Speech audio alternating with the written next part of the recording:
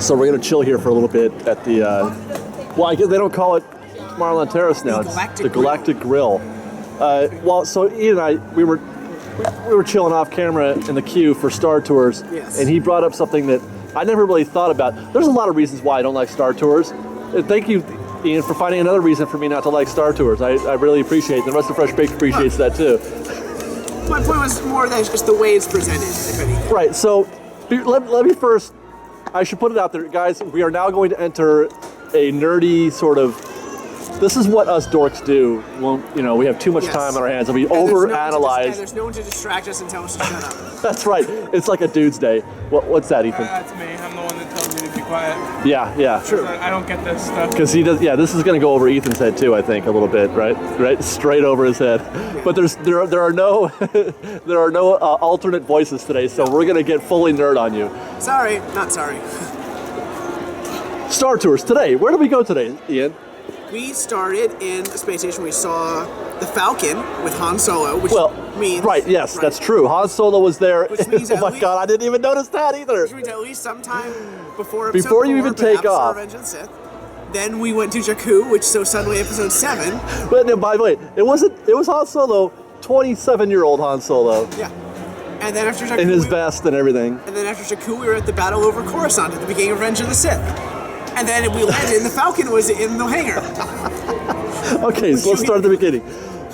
Han Solo is having a little argument with some stormtroopers, and he opens fire, and he takes off. Yeah. We follow Han Solo in his Millennium Falcon. Yes. By the way, we're in a pleasure craft. Yes. A touring shuttlecraft. That is not built for combat. Not built for combat. And yet, our blasters can take out TIE fighters in a single shot. and they couldn't hit us. And do distinct damage to a Star Destroyer's bridge. And by the way, we are not built for speed or maneuverability. No, we are a bus. Yep. We're a bus. Have you ever seen a bus do barrel rolls? I haven't. I don't have to see it though.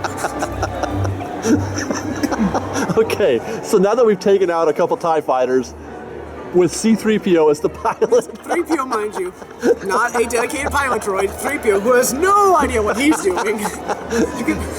We go to hyperspace and wind up in Jakku. Now, okay, so not only do we go through space, but we're going through time. Okay, so maybe the ship's part TARDIS. The Doctor was involved, even though it's not a Disney property. Whatever. People will say, Jakku is 30 years after Jedi. Yeah. People might argue, well, Jakku existed. But the Battle of Jakku and all the wreckage that we flew through did not happen. Right. And I'm pretty sure Finn wasn't in the Falcon until during that time. And what's this? We escaped from BB-8's messaging us? But what? All right. Fair enough. Ian, where does our flying space TARDIS take us next? Next, what's this? We're in Coruscant, and there's Trade Federation ships and Venator-class Republic Star Destroyers. This is now, 60 years before Jedi? About, roughly. No, 30 years. Roughly. Right. Pointing his prequel era. No, I'm sorry. It's now 60 years before Jakku. Yeah. Or 50 years. It's like 20. We're saying the same thing. Yeah. Fine. But yeah, we're going 30 years and 20 years before and after Jedi. Yes.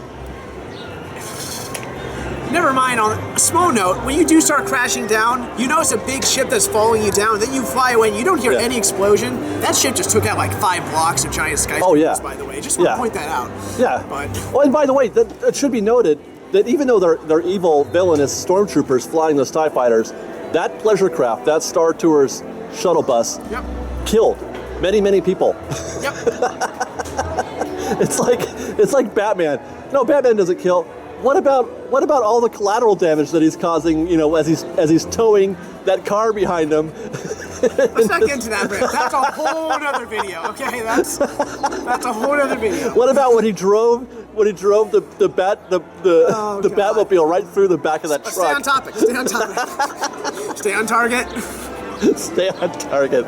All right. Anyways, then just the final piece of Star Tours, then you land in the hangar, and what's that? That's the Falcon on Coruscant with Chewie in the cockpit in the background. So they're time travelers also? Apparently. We've just followed them through time, right? We saw them at the beginning and went to Jakku, we saw them at the end. Yeah. Now, here's the solution to all of this. Give me one scene. Give me one environment. Make it a one long story. You can still have different stories that you randomize, but have one continuous one instead of like 3 small ones that get smashed together with no sense. It solves everything. Yeah. It solves everything. You can still have the randomization so it's rewritable. Just give me one consistent story that makes sense. I wonder if the Disney Imagineers think that we all have ADD.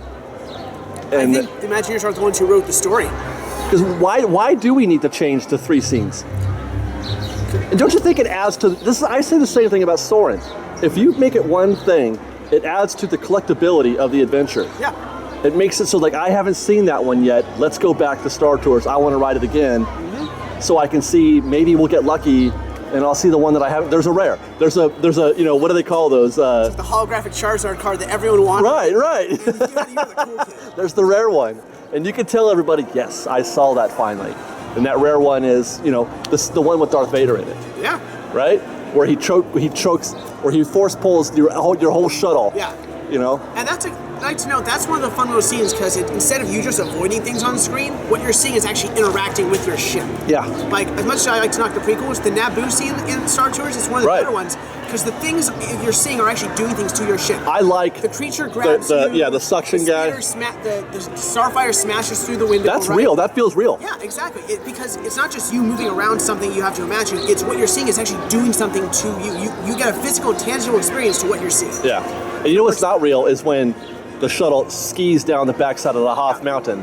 There's just nothing. There's nothing. Oh, Ethan's in agreement. We got him. Yeah. Every time they make us do that, they go down that. Like we're dead. We're all dead. We're all dead. Okay, we can't survive this. Neither could the ship. The ship would be a mess of pieces. No, it's already been partly hidden during that scene by a walker. Right. Physics don't matter. Physics matter. Physics matter always. Yeah. Oh my God, we're such nerds. We are such freaking nerds. Damn straight. Everywhere, all across the galaxy, thousands of voices are crying out, "It's just a ride, you dorks." Look, I do enjoy it, but that doesn't mean I don't have gripes. I know, right? I hold the things I like to a high standard because I want them to be even better. Right.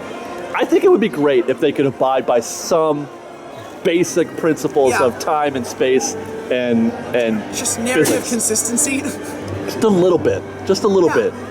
You know what? I don't know. Just a little bit. Yeah. In shorter terms, it's a fun ride that could use some changes. What's that? It's a fun ride that could use some changes. Well, the one change that I would recommend is a bulldozer, but on a less extreme note. Sorry.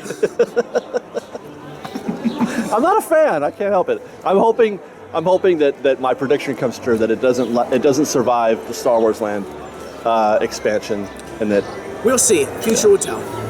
Well, according to Disney, there is no future. It's all one timeline.